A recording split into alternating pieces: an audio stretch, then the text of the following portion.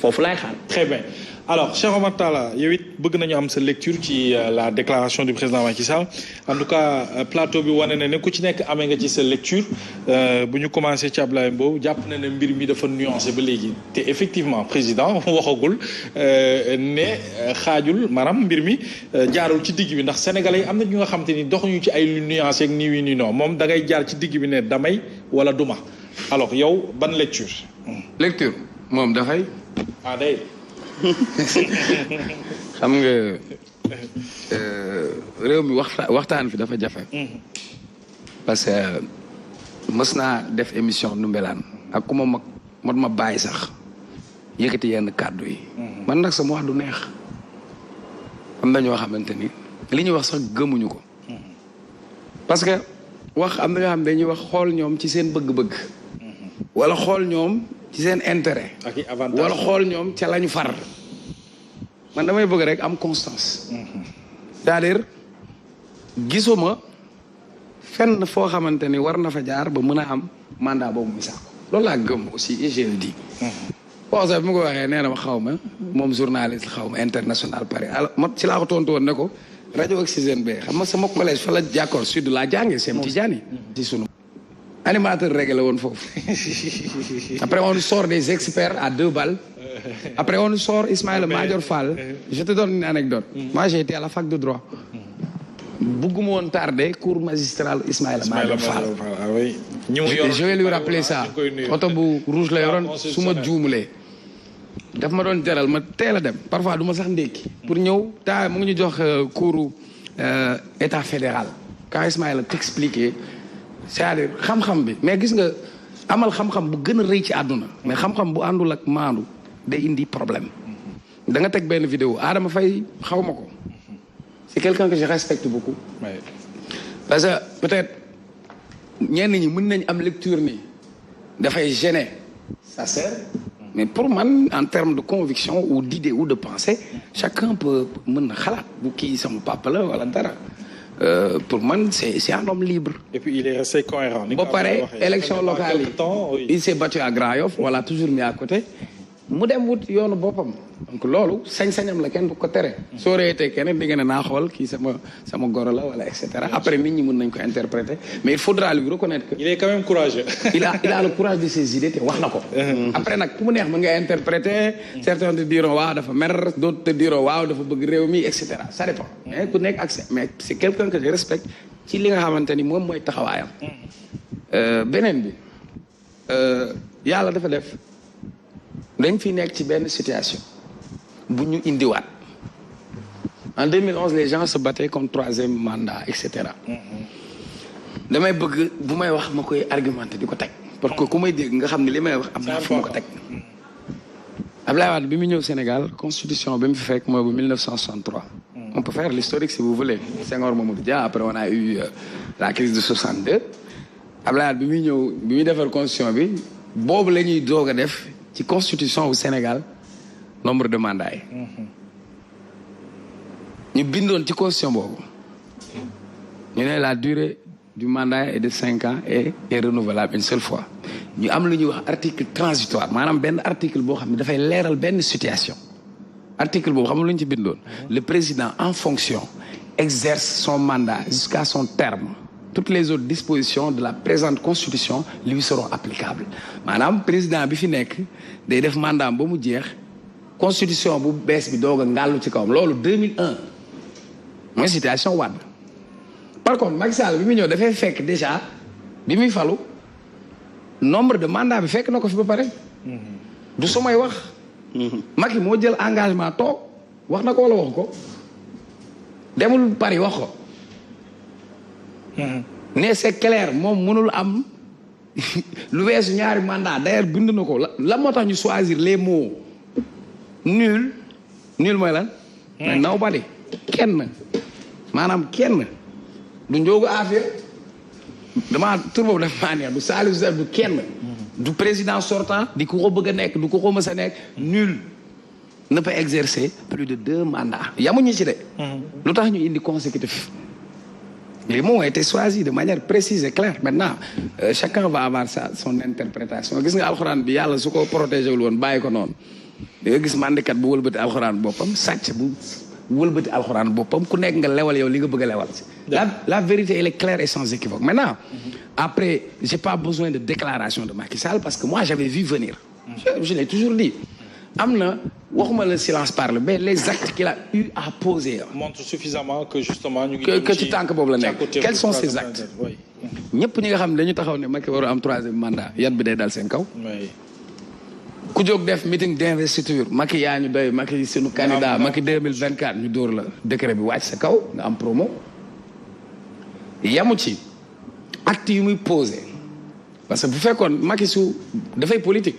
su fekkoon dafa nekk koo xam ne dafay libéré wu du politique c'est-à-dire lu muy def da ngay def ak sobriété du dem di inaugurer wala di wut ay mobilisation kon ça veut dire que il prépare sa troupe ça veut dire que mu ngi dem en guerre quand je parle de guerre politique il est en train de s'affûter de faire ay tournées de faire tourner ses hommes diaspora bi mu dugg fa fi ñu waxoon ni Macky mënu fa dugg balaa ñuy dem ñu mobiliser et cetera kon ci jéego boobu la nekk lu tax mu nekk ci jéego boobu bi mu choisir premier ministre automatiquement taf sama moyen dafa daw dama ne waa ji day politique.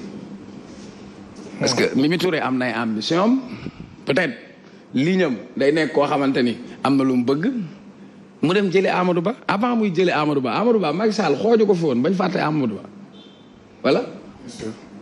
mu seetlu ko Amadou waxul deful dara il est sobre Macky indiwul sax premier ministre boo xam ne day fës fan yi sax nga commencé gis Amadou Ba mu dem ci affaire xar yi wala ay quelques communiqués. yamu ci. parce qu'il est ministre de l'État. yamu ci gouvernement bi mu mujjee teg nan la ko tuddee gouvernement de combat de quoi. dans ce gouvernement on a vu des communicants des gens qui sortaient pour porter le combat de Macky. donc c'est des actes qu'il a eu à poser. donc sur le plan politique Macky il déroule maintenant quand il revient.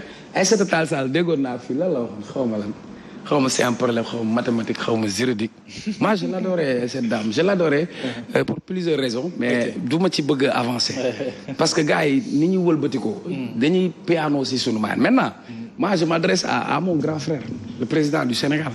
di nga fay docteur Pape Diouf de allez-y. oui parce que su ma ko waxee mooy suma mbokk la sumay mbokk fi nekk et cetera. nu tey barki dem dama taal RTS bëriwul na lu mooy jàpp télé yeeg yooyu ma gis Macky Sall dem Portugal ñu war ko recevoir Ablaye je sais pas si tu as suivi les images ñu defal ko défilé fas yi waru ko ñu defal ko tapis rouge il a été reçu avec tous les honneurs automatiquement ma ne kii à l'international am na link quoi. c'est je pense à la mairie de Lisbonne. Hein? Oui Lisbonne c'est la capitale. waaw Lisbonne waaw. Macky dem Russie. fi guerre bi méttee dëgg. Poutine ku mu toog ak moom table 20 mètres Macky ñëw toog ak moom à distance. quand même et c'est fan yii Macky di mu toogaat foofu. àdduna bi ñëpp jox ko bopp. man pour man ñi koy pëtëxal.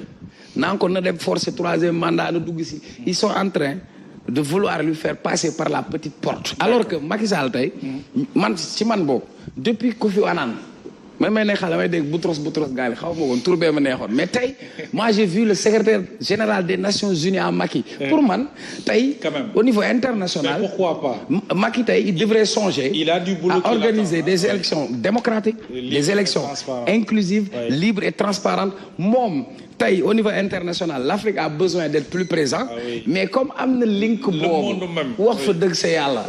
comme gars yi organisé mooy seen retraite internationale comme ay Abdou Diouf mais regarde Poutine qu'est-ce qu'il a fait Poutine dañ ñëw ne mandat fii la yam il prend son premier ministre il en fait son candidat ñëw taxaw ci ginnaaw kooku gagné nekk président Poutine nekk premier ministre léegi comme dañu waxoon ñaari mandat ba boobu jeexee mandat boobu jàll Poutine il vient se présenter Macky yow màggetagoo Macky yow Sénégal donc damay wax ak moom pour mu dégg ma naa ko waxaale Marème waxaale ko yow yàlla lim la may bëriwul ñu ko may Sénégal regarde Macky amul kenn ko fi am Macky il a été maire Macky a été nu mu tudd. député président directeur de Petrosen Macky ministre collectivité locale Macky ministre de l'intérieur Macky premier ministre Macky président assemblée nationale Macky président du yàlla desalu la dara même ñi la weddi loon ñi la doon weddil sax nangul nañ la ni liggéey nga yaa xayti gis nga parfois nga liggéey sax liggéey bu rafet tabax kër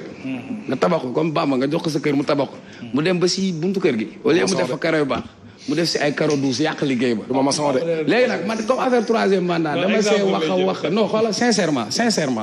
ku wéet nga nekk nitu dëgg. waxoo rek ngidul lu neex nit. ah oui il a bossé quand même. wax nga rek te yàlla tax. kenn nangul ñëpp nangul nañ ko job na mais la question là du troisième mandat là. nan la ko yàqal non du nar na ko yàqal de Macky su koy dugalee conseil constitutionnel xam nga temps yi poste lettre à la poste lay def day jàll. man nag li may wax kii il est légaliste moo leen neexee ma nekk anarchiste man suñu conseil constitutionnel africain yi gëw ma leen parce que xam nga gëw ma leen grand ni ñu tëggee suñu conseil constitutionnel. xam nga nañ ko tëggee président mooy tax ne dafay nekk. privilège yu ñu am ak statut bi ñu am yëpp.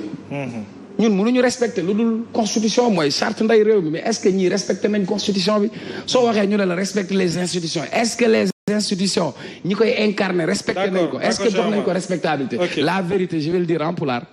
hay gooto waawaa dañ de ko buri mandat ju didi pawandirdi mooy kenn mënu fee am lu weesu ñaari mandat yu tegaloo. loolu nag waxu dëgg si yàlla leer na nag après nag am na ay gars yoo xam ne ay mercenaires lañ. am ñoo xam ay porte-parole du jour lañ bu ñu leen bokkalee nag ñu toog fii commencé théoriser naa le non c'est-à-dire. ki may waxal xam na boobu. alors Ablaye je pense que beaucoup de Sénégalais également pensent que président waxagul donc am na ñu nga. waaye jëf na de. am na ñoo xam ne jàpp nañu ne président du bokk 2024 ba léegi ñoom am na conviction la ci ñoom mais est-ce que aujourd'hui Ablaye situation bi mu fa toll à quelques mois de l'élection présidentielle. président véritablement sur le plan politique est-ce que mën na fi teg ab candidat bu dëgër imposer ko Sénégalais yi pour 2024. non il s'agit pas de l'imposer aux Sénégalais. Il s'agira de le présenter aux Sénégalais. Et de l'accompagner pour que nit kooku en réalité Sénégalais yi war ko mën a épouser. te ka ñuy tànn forcément du nekk un inconnu au bataillon. mais effectivement dinañu ne élection présidentielle la ñu jëm. te soxla nañu koo xam ne amaana au-delà de faire un tout petit peu parce que il fera pas l'unanimité forcément dans son camp. Mais quand même lu mu mën a gagner en termes d'unanimité autour de son parti probablement ou autour de sa coalition probablement.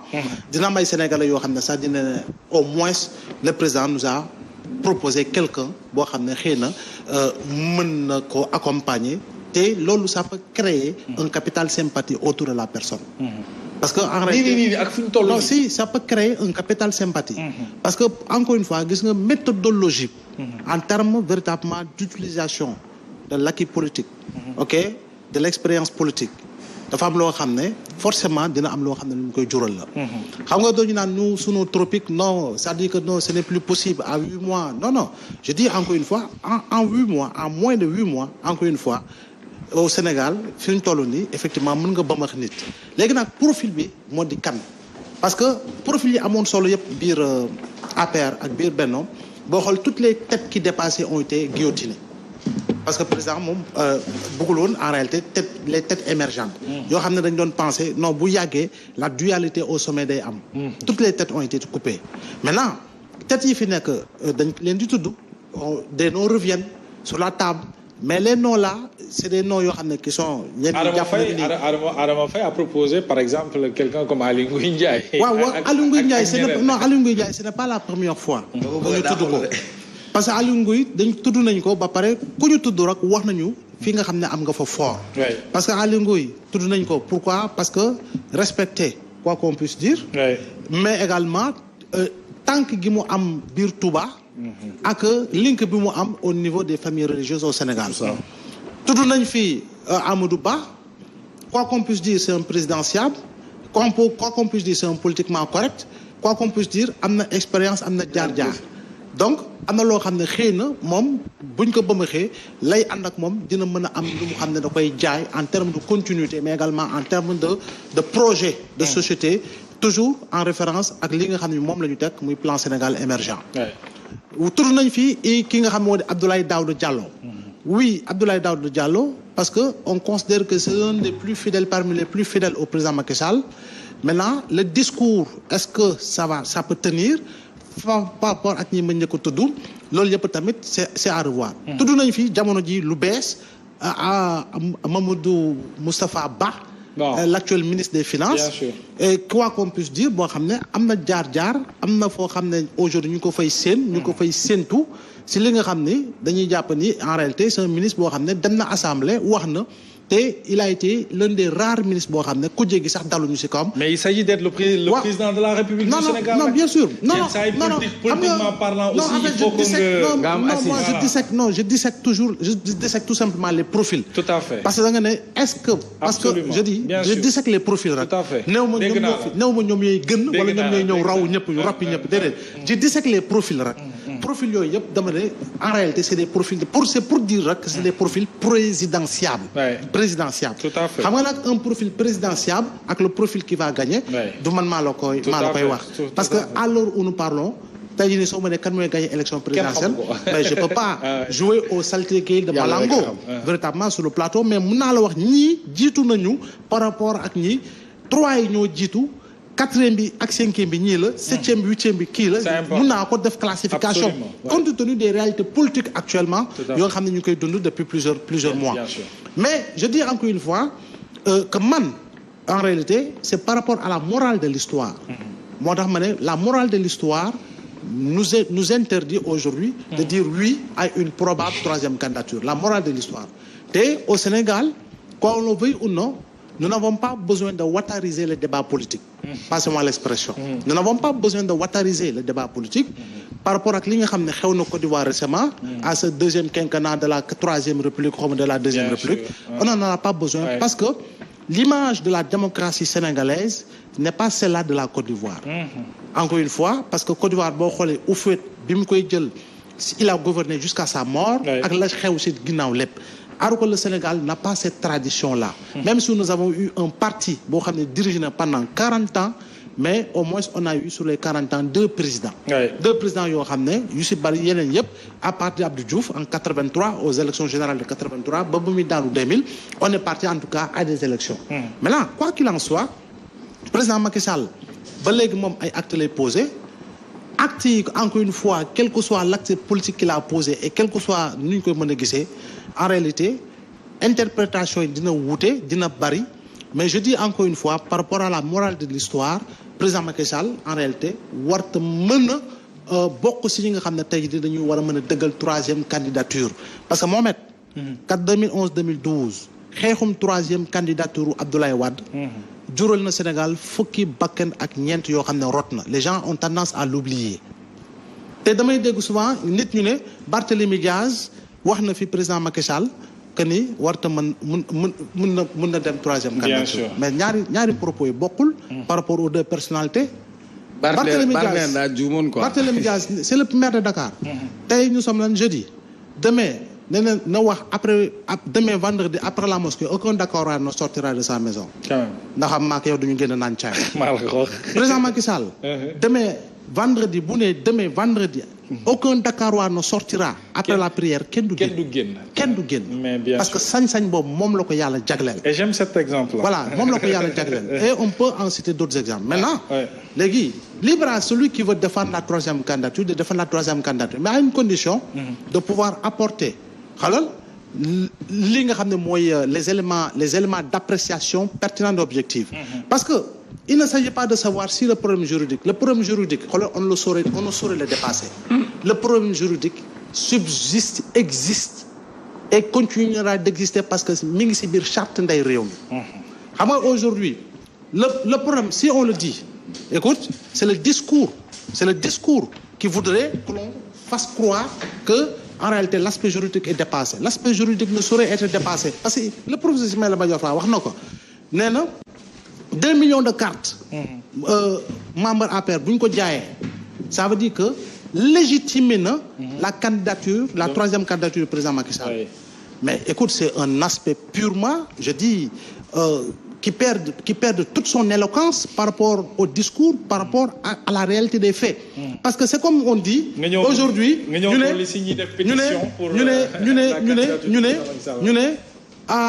demain ñu ne samedi sénégalais xoolal ñu ne 500 000 sénégalais bu ñu saraxee 100 francs dañuy jàpp ni acteurs politiques yu ñu tëj prison yëpp dañoo war a génn. Très bien. Est-ce que légitimé na loolu est-ce que am na légalité donc ni légitime ni légal du point de vue de l'interprétation de la loi dans toute sa rigueur. Très bien. Parce que xam nga loi bi da ngay lire rek la ñu wax ci loi bi li ñu wax si loi bi nag comme nag c'est frappé de la clause d'éternité. dañuy jàpp ni moom ba faw. te foofu sax en 30 secondes. j'interpelle la CEDEAO. parce que itam. La CEDEAO des peuples, en réalité, c'est quasiment une réalité. Hein? Oui. Parce est-ce que tu avais suivi le... Aujourd'hui, la CEDEAO des peuples, aujourd'hui, dafa jël avance sur la CEDEAO politique. tey nii CEDEAO seen wàllu bopp Mohamed. ñoom tous les États membres de la CEDEAO ñoom comme on a le protocole additionnel de la CEDEAO bu ne 6 mois avant les élections sauf consensus large et élargi des acteurs mënuñu laal dara ci processus électoral bi. mais CEDEAO mën na andi benn protocole additionnel frappé de la clause d'éternité pour l'ensemble des pays membres. de se limiter à deux mandats. frappé de la clause d'éternité pour l'ensemble des pays membres de la CEDEAO. et le problème est réglé. te su boobaa nag. képp ku jalgati la CEDEAO aura des moyens et des pouvoirs de coercition. pour t'amener à te faire respecter la charte non plus. qui vous concerne dëkk bi, mais la charte qui concernera véritablement l'espace communautaire. Très bien. Alors on va marquer une courte pause, aller chercher une petite page de publicité, puis revenir sur le plateau de votre émission Les Grandes Gueules. ñëpp si bokk, à tout de suite. Salut Joseph.